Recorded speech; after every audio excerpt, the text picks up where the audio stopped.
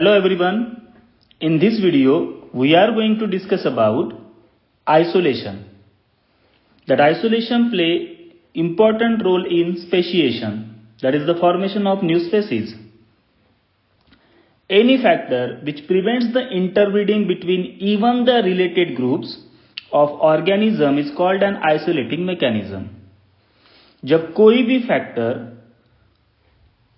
Species के interbreeding को prevent करता है तब उसे कहते हैं isolating mechanism. And the phenomenon of inability of living organism to interbreed is called as a reproductive isolation.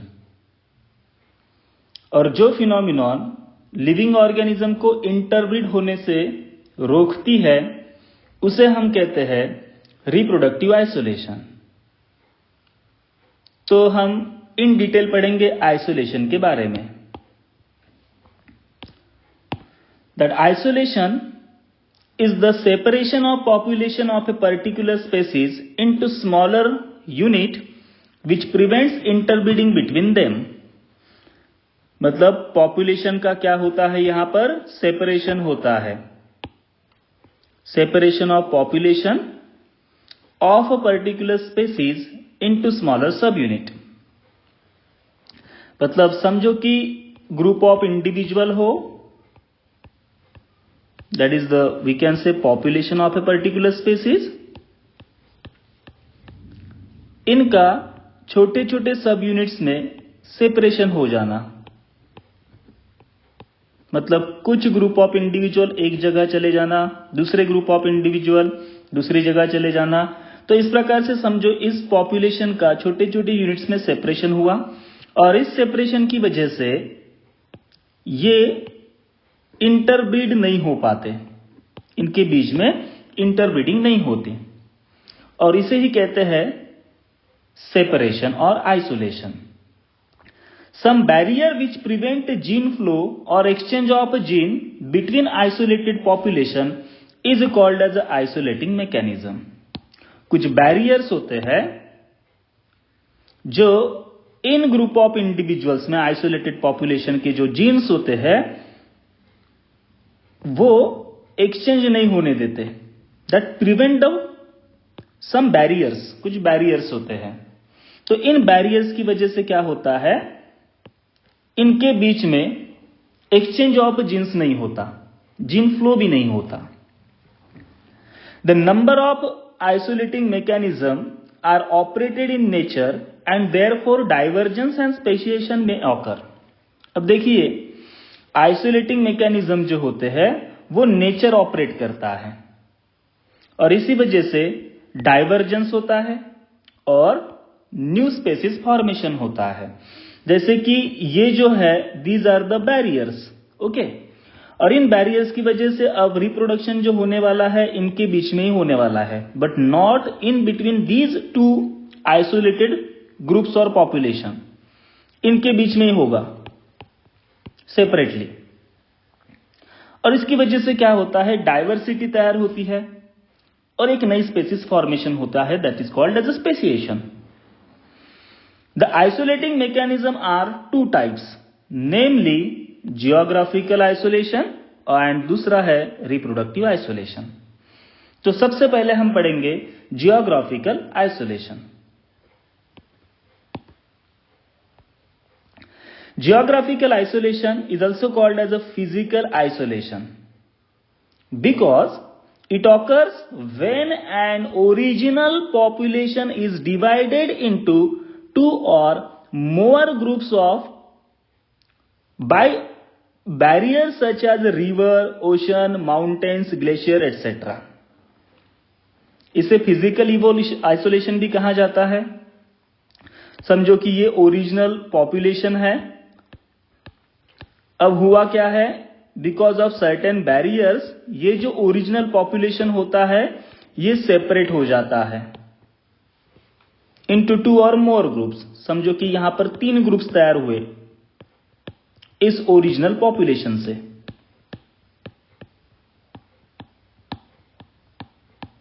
ठीक है, तो यह है original population.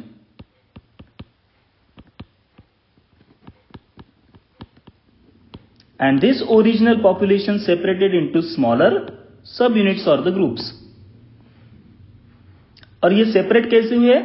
By the river और माउंटेन्स, ग्लेशियर्स एटसेट्रा। ठीक है ना, मतलब फिजिकल बैरियर क्रिएट हुए, जैसे कि रिवर है, माउंटेन है, ग्लेशियर्स है, ठीक है, ओशन वगैरह होते हैं, इनकी वजह से क्या हुआ? इनका सेपरेशन हुआ। And these barriers prevent interbreeding between isolated groups. और इस रिवर की वजह से, माउंटेन की वजह से, ग्लेशियर्स की वजह से, ओशन की वजह से ये जो दो ग्रुप्स है, इन दो ग्रुप्स के बीच में इंटरब्रीडिंग नहीं होगा। There will be no interbreeding between these isolated groups, because इनके बीच में क्या है? ज्योग्राफिकल बैरियर्स है। The separated groups are exposed to different types of environmental factors and they require new traits by mutation. अब होता क्या है? अब देखिए, जो अब सेपरेट हुए जो ग्रुप्स है, ये ग्रुप्स, इनके बीच में, दो अलग अलग ग्रुप्स के बीच में तो इंटरब्रीडिंग नहीं होने वाला है, तो ये अलग अलग प्रकार के एनवायरमेंट को एक्सपोज होंगे, अलग अलग एनवायरमेंटल फैक्टर को एक्सपोज होंगे। अब इसकी वजह से क्या होता है? ये नए ट्रेड्स फॉर्म करेंगे। हर एक ग्रुप जो होता है, they will produce their own traits by the mutations. इनके बीच में म्यूटेशन होगा, इनके जेनेटिक मटेरियल में चेंज आ जाएगा बिकॉज ऑफ एनवायरमेंटल इंटरफेरेंस।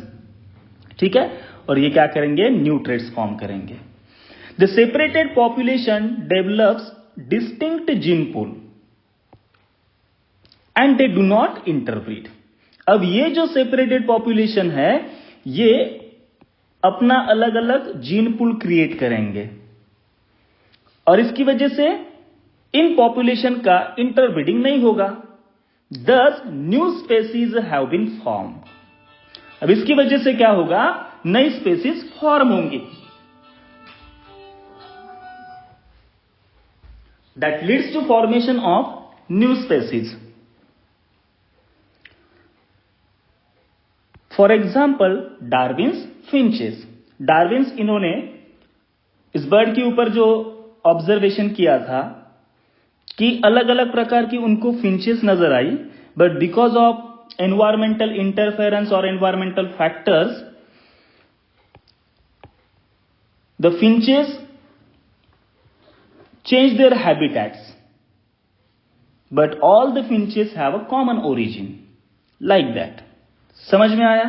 तो उसे कहते हैं geographical isolation. Then second type है reproductive isolation. The reproductive isolation is the prevention of interbreeding between the population of two different or closely related species. मतलब population के दो डिफरेंट या फिर क्लोजली रिलेटेड स्पेसीज का इंटरब्रीडिंग नहीं हो पाता यहां पर। The reproductive isolation is the prevention of interbreeding between the population of two different or closely related species.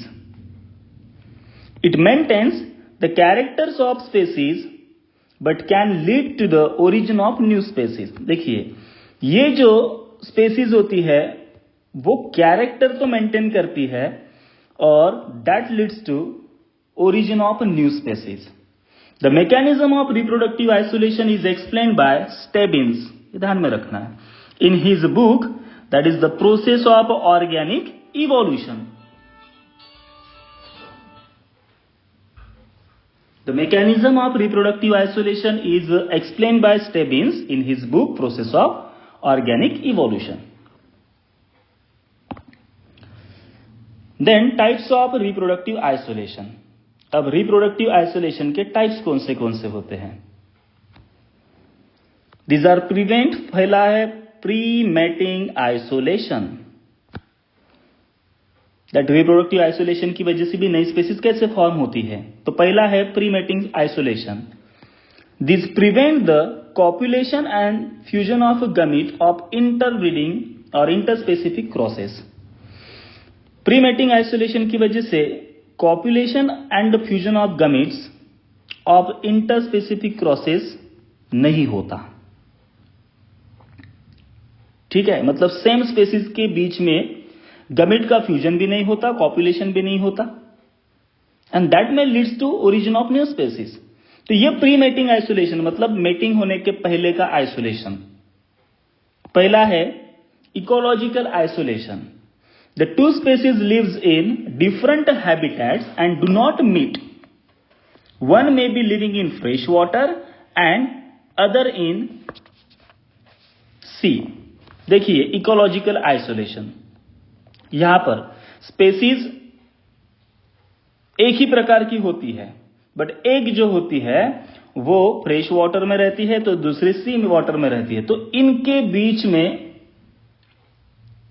Mating नहीं हो सकता और उसे ही कहते हैं इकोलॉजिकल आइसोलेशन। और we can say habitat isolation, इसे हैबिटेट आइसोलेशन भी हम कह सकते हैं। For example two species of Rana that is frog, एक होता है पिग फ्रॉग और दूसरा होता है गॉफर फ्रॉग। गॉफर फ्रॉग, तो ये अलग अलग हैबिटेट्स में रहते हैं, तो इन फ्रॉग्स के बीच में मेटिंग नहीं हो पाती और उसे ही कहते हैं इकोलॉजिकल आइसोलेशन। आगे ध्यान में, then उसके बाद है next temporal isolation. The breeding season और a flowering time may be different in the two species, उसे कहते हैं टेम्पोरल आइसोलेशन। मतलब ब्रीडिंग सीजन या फिर फ्लावरिंग टाइम जो होता है प्लांट्स का वो अलग अलग होने की वजह से, दो स्पेसीज का टाइम जो होता है वो अलग अलग होने की वजह से उनके बीच में भी मेटिंग नहीं होती, फर्टिलाइजेशन नहीं होता, तो उसे कहते हैं प्रीमेटिंग आइसोलेशन और प्रीजाइगोटिक आइसोलेशन भी कह सकते हैं। तीसरा है behavioural isolation. The males of one animal species are unable to recognise the females of another species as a potential mates, उसे बिहेवियरल आइसोलेशन कहा जाता है। दैट बिहेवियरल आइसोलेशन में जो एनिमल स्पेसीज होती है वो फीमेल एनिमल स्पेसीज को डिटेक्ट नहीं कर पाती, रिकॉग्नाइज नहीं कर पाती एज अ पोटेंशियल मेट करके, तो उनके बीच में भी फर्टिलाइजेशन नहीं होता, कॉपुलेशन या फिर गमेट का फ्यूजन नहीं होता, तो इसकी वजह से भी आइसोलेशन होता है। चौथा है mechanical isolation. The structural differences in a genitalia of the individuals belonging to different animal species interfere with the mating. अब जेनाइटल ऑर्गन्स जो होते हैं उनमें डिफरेंसेस आने की वजह से, चेंज आने की वजह से उनका मेटिंग नहीं हो पाता, उसे कहते हैं mechanical isolation. For example in Drosophila and Glossina, इसमें एग्जाम्पल ड्रोसोफिला और ग्लॉसिना, इनके बीच में क्रॉसिंग ओवर नहीं हो पाता। आगे ध्यान में, क्योंकि इनका जेनाइटल ऑर्गन जो होता है वो डिफरेंट होता है। तो उसके बाद है next gametic isolation. Gametic isolation, the sperms and ovum of the different species of animals are unable to fuse. जो स्पर्म और ओवम जो होते हैं अलग अलग स्पेसीज ऑफ एनिमल्स के, वो फ्यूज नहीं हो पाते। In plants the pollen coming from a different species may be rejected by the stigma. Gametic isolation, because हर एक स्पेसीज जो होती है उनकी एक कैरेक्टरिस्टिक होती है, they are able to recognise their own kind of gametes. If it is correct type it allow to fertilise, and if it is incorrect it do not allow it to fertilise. आगे ध्यान में, तो उसे कहते हैं gametic isolation. क्या कहते हैं उसको? Gametic isolation. आगे ध्यान में, so this is about the pre mating isolation. अब टेम्पोरल आइसोलेशन का भी एक एग्जाम्पल है, जैसे कि American toad and Fowler's toad. American toad and Fowler's toad. अब ये जो अमेरिकन टोड है, that is Bufo Americans, breeds in early part of rainy season, early in rainy season. While Fowler's toad जो होता है वो रेनी सीजन के बाद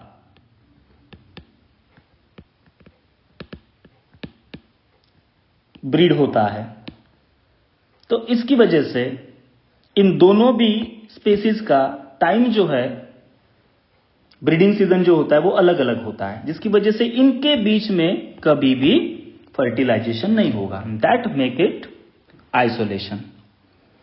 तो ये है प्री मेटिंग आइसोलेशन, मतलब आइसोलेशन मेटिंग के पहले का ही आइसोलेशन।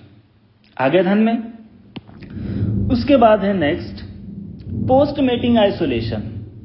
अब पोस्ट मेटिंग आइसोलेशन का मतलब होता है the hybrid zygote is a form but it may not develops into viable fertile adult. These are 5 types। देखिए zygote तो फॉर्म हो गया, बट zygote से फर्टाइल अडल्ट मतलब वो अडल्ट में डेवलप नहीं हो पाता। फर्टिलाइजेशन तो हो गया और हाइब्रिड zygote भी फॉर्म हो गया, बट zygote से नो इंडिविजुअल आर प्रोड्यूस्ड। तो ये पोस्ट मेटिंग आइसोलेशन 5 प्रकार का होता है। पहला है गैमेटिक मोर्टेलिटी। अब गैमेटिक मोर्टेलिटी में external fertilisation, in case of external fertilisation sperm may fails to fertilise due to unfavourable climatic condition. External fertilisation for example in frog में होता है एक्सटर्नल फर्टिलाइजेशन, राइट। तो इसमें अनफेवरेबल क्लाइमेटिक कंडीशन हो तो sperm और egg जो होता है वो फर्टिलाइज नहीं हो पाता, मतलब गमीट जो होते हैं स्पर्म या फिर zygote वो मर जाएंगे। और इंटरनल फर्टिलाइजेशन में स्पर्म ऑफ डिफरेंट स्पेसीज में बी इमोबिलाइज और killed in the female genital tract, मतलब दूसरे स्पेसीज का अगर गमीट हो तो वो इमोबिलाइज हो जाएगा फीमेल जेनिटल ट्रैक्ट में, तो उसे कहते हैं गैमेटिक मोर्टेलिटी। ठीक है। सेकंड टाइप है zygotic mortality. It results in the death of zygote, for example in the sheep and the goat. ठीक है ना। zygotic मोर्टेलिटी में क्या होता है, zygote तो फॉर्म हो गया बट फीमेल जेनिटल ट्रैक्ट में वो zygote मर जाता है, जैसे कि शीप और गोट में होता है। तीसरा टाइप है hybrid in viability. In this hybrid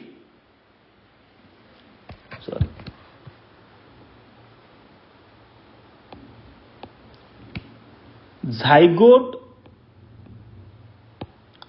fails to develop as the embryos formed by interspecific crosses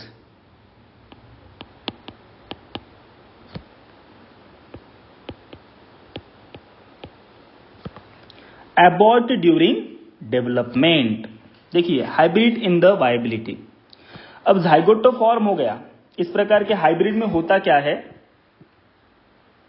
जो एम्ब्रियोज होते हैं वो इंटरस्पेसिफिक प्रोसेस द्वारा अबॉर्ट हो जाते हैं ड्यूरिंग डेवलपमेंट। मतलब zygote डेवलप हुआ, फीमेल जेनिटल ट्रैक्ट में उसका डेवलपमेंट स्टार्ट हो गया, बट जैसे स्टार्ट होता है डेवलपमेंट वो धीरे धीरे ग्रेजुअली डिजेनरेट हो जाता है या फिर मर जाता है, तो उसे कहते हैं हाइब्रिड इन वायबिलिटी।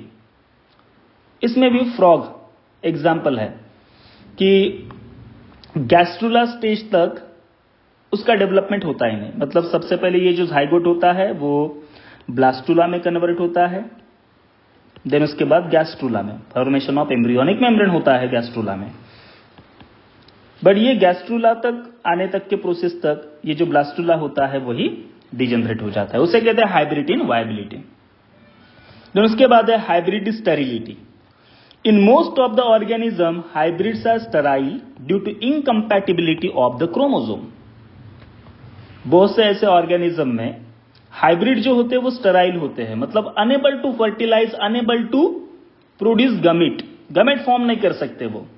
और ये क्यों? Because of incompatibility of the chromosome. For example mule. अब ये जो म्यूल है वो हॉर्स और डंकी का क्रॉस करके प्रोड्यूस किया जाता है, ठीक है ना। पर ये जो म्यूल है ये स्टेराइल है, अनेबल टू फर्टिलाइज, क्योंकि इनके क्रोमोसोमल एबनॉर्मेलिटी होती है उस हॉर्स और डोंकी में। Mule is actually produced by crosses between male and mare, and hinny produced by crosses by jennet and stallion, male horse. पर इनके क्रोमोसोम की संख्या जो होती है 66 एंड 60, तो इसकी वजह से म्यूल जो होता है वो स्टेराइल फॉर्म हो गया, ठीक है। तो इस केस में भी मतलब फर्टिलाइजेशन नहीं हो सकता। एंड लास्ट वन है हाइब्रिड ब्रेकडाउन। अब हाइब्रिड ब्रेकडाउन क्या डिफाइन करता है? In certain cases hybrids are fertile but progeny is weak. Hybrid तो फर्टाइल होते हैं बट प्रोजेनी कैसे होती है? वीक होती है, एबनॉर्मल होती है या फिर स्टेराइल होती है, और उस फिनोमिनन को कहते हैं हाइब्रिड ब्रेकडाउन, ठीक है ना। Hybrids are fertile but progeny is weak, और इसमें एग्जाम्पल है Gossypium, that is cotton. Cotton की स्पेसीज वगैरह हम कंसिडर कर सकते हैं, ठीक है। मतलब कॉटन का जो प्लांट फॉर्म होता है उस प्लांट में जो आने वाले सीड्स होते हैं उसके द्वारा जो नया प्लांट फॉर्म होने वाला होता है वो वीक भी हो सकता है, एबनॉर्मल भी हो सकता है या फिर स्टेराइल भी हो सकता है, उसे कहते हैं हाइब्रिड ब्रेकडाउन। तो आर्टिफिशियल क्रॉस द्वारा हम हाइब्रिड फॉर्म कर सकते हैं, बट उस हाइब्रिड से जो नई स्पेसीज फॉर्म होती है वो वीक भी हो सकती है, एबनॉर्मल भी हो सकती है या फिर स्टेराइल भी हो सकती है, उसे कहते हैं hybrid breakdown. So these are the types of post mating isolation. आगे ध्यान में। और इसी आइसोलेशन की वजह से धीरे धीरे ग्रेजुअली क्या होता है? Speciation, that is the formation of new species. आगे ध्यान में। तो ये हुआ आइसोलेशन के बारे में। आगे ध्यान में। सो नेक्स्ट वीडियो में हम पढ़ेंगे स्पेसिएशन। Thank you.